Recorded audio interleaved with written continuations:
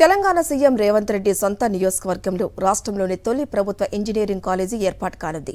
ఇప్పటికే నియోజకవర్గ సమగ్రాభివృద్ధి కోసం కొడంగల్ అర్బన్ డెవలప్మెంట్ అథారిటీను ఏర్పాటు చేసిన ప్రభుత్వం తాజాగా కొత్త ఇంజనీరింగ్ కళాశాలను మంజూరు చేసింది.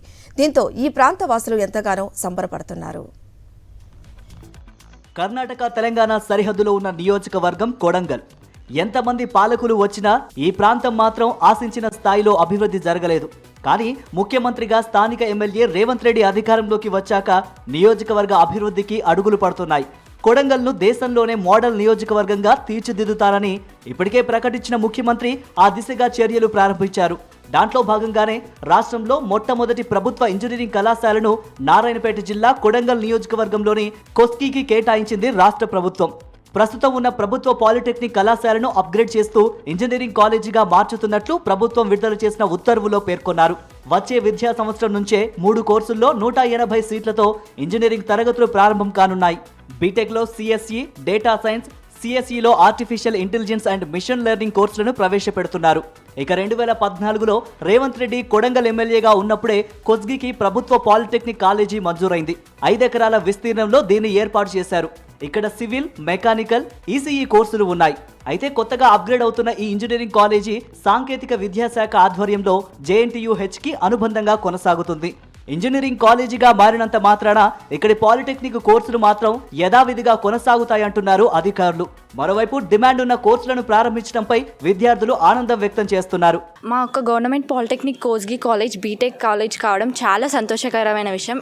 తెలంగాణ మొత్తంలో ఎన్ని గవర్నమెంట్ పాలిటెక్నిక్ కాలేజీలు ఉన్నాం, ఫస్ట్ మా కాలేజ్ కావడం బీటెక్ కాలేజ్ చాలా సంతోషకరమైన విషయం. నిన్ననే మా సార్ వాళ్ళు ఇన్ఫార్మ్ చేశారు.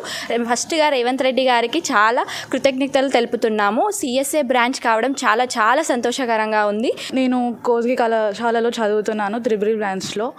సీఎం రేవంత్ రెడ్డి గారు మాకు కళాశాల నుండి కూడా బీటెక్ కాలేజ్ని చేసినందుకు మాకు చాలా ఆనందకరం.